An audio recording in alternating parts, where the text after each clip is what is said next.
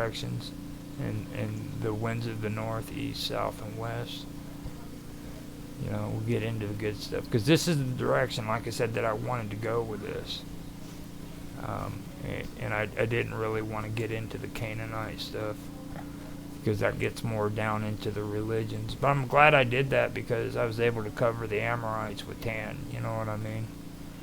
Okay. And there's still some more stuff I want to cover with that, because I'm kind of confused between, like, the Jewish stories concerning the Amorites is that they defeated the Amorites and they were vanquished and all this, but in other literatures it says that the Amorites were the ones who built Babylon. So so I want to get a little bit more into that and see where that goes too. So now let me go ahead and finish this reading, and then I will end it and everything. So now in Greek literature, Eos is presented as a daughter of the Titans Hyperion and Thea, the sister of the sun god Helios and the moon goddess Selene. In rare traditions, she is the daughter of the Titan Pallas. Each day she drives her two-horse chariot, heralding the breaking of the new day and her brother's arrival. Thus, her most common epithet of the goddess in the Homeric epics is Rhododactylus, or rosy-fingered, a reference to the sky's colors at dawn, and Erigenia, early born, although primarily associated with the dawn and early morning. Sometimes Eos would accompany Helios for the entire duration of his journey, and thus she is ever seen during dusk. Which, that's pretty cool, actually. That is kind of cool if you stop and think about it, because she's supposed to be the early morning when the sun comes up, the sunrise.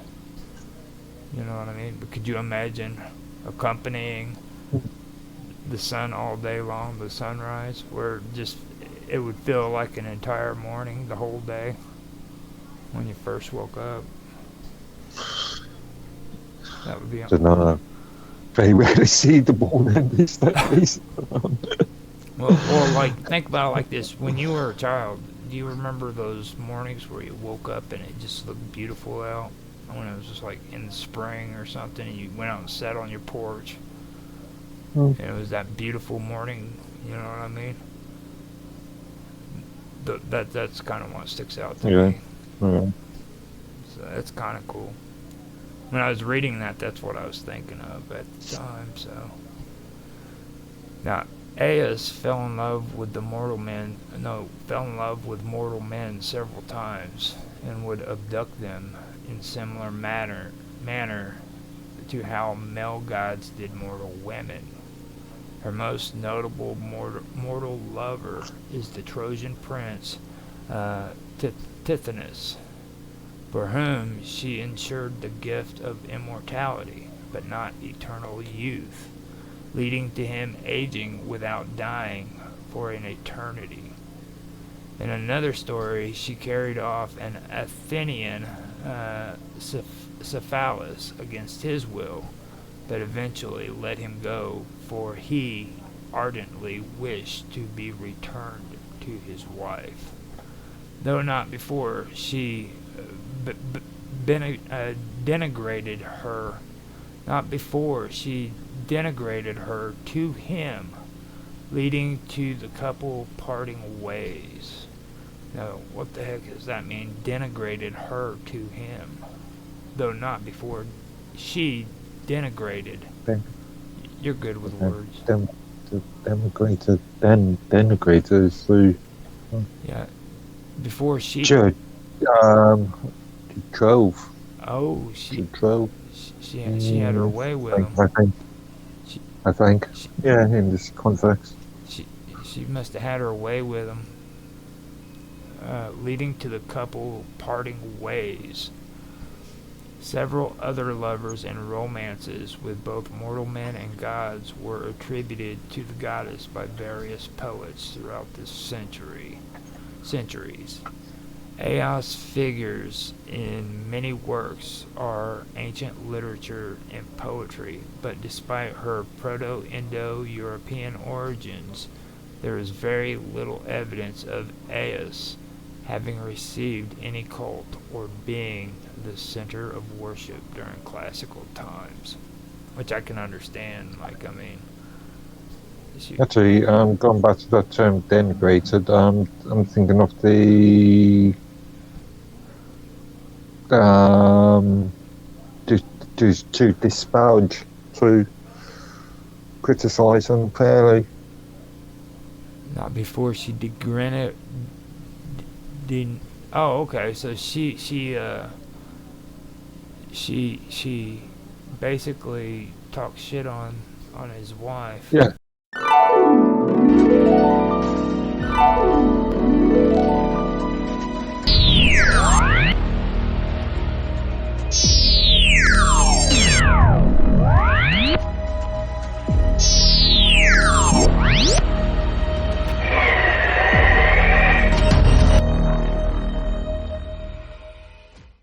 In effect, yeah. To him.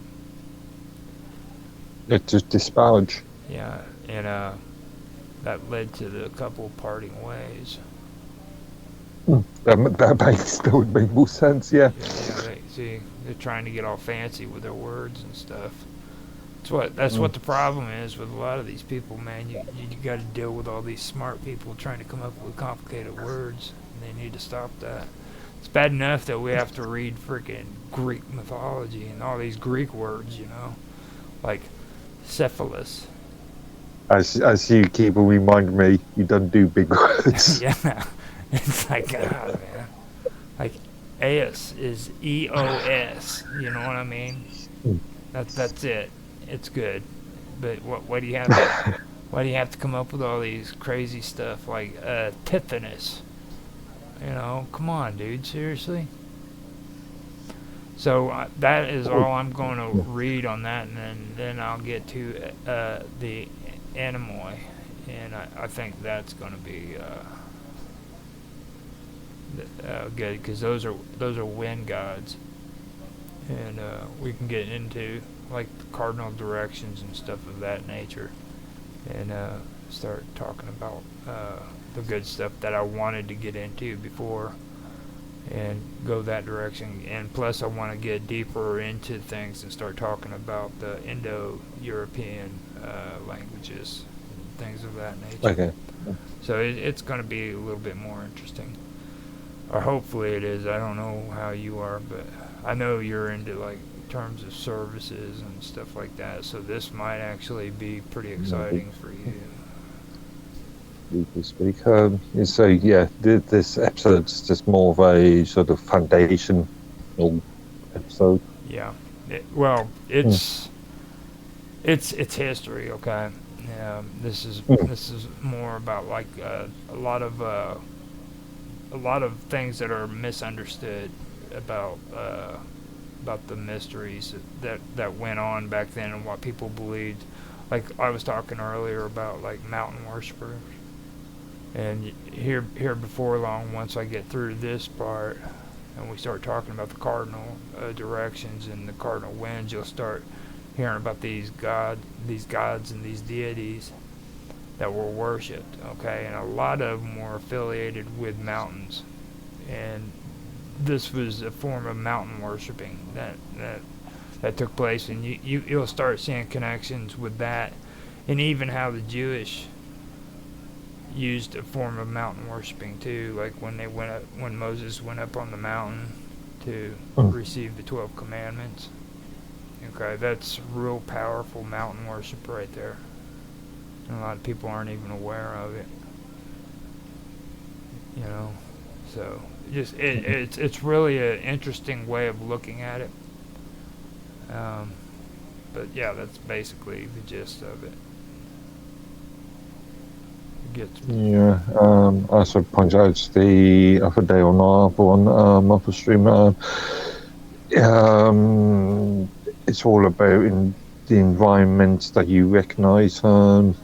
If you are born in a desert, then you're going to create mythology around deserts. If you're born in mountainous areas, then you're going to create mythology around the concept of mountains. You know what happens if you live in the desert and you see mountains in the distance? Because that happened quite a bit to me when I was living in Arizona. You know? Well, yeah. Like I said, you're just going to create mythology, ideas, concepts around the areas that you see. Now, if you really want to hear something cool about the United States, I brought up Arizona, okay? Check into probably the least publicized mountain that should get more recognitions in Arizona. It's called the Superstition Mountain, and the history behind that. You will love that story, dude. That's something that I wanted to kind of point out there after I said that, because I never even thought about that. But that was the way they were over there, like around Phoenix and Arizona and stuff, or Mesa and everything. You lived in the city, but you had the Superstition Mountain sitting up there, and it just, you were compelled to learn more about it, you know what I mean? So I started checking out the history on it, and there were people who worshipped the Superstition Mountains in Arizona, so that led me down that whole path. That was pre-European. Oh. Pre-civilization. Before, you know. Well, pre-European. I won't say civilization. We created civilization. Hey man, somebody has to say it. Yeah.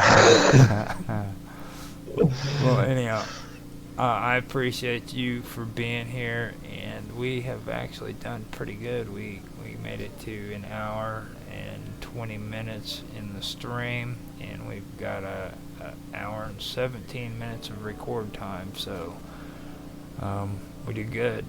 I was really happy that this started out as well as it did for the first episode of Ancient Mysteries. And it's like I said before you got in here, I kept this as strangeness on the strange on Strange Stories on YouTube, but it is.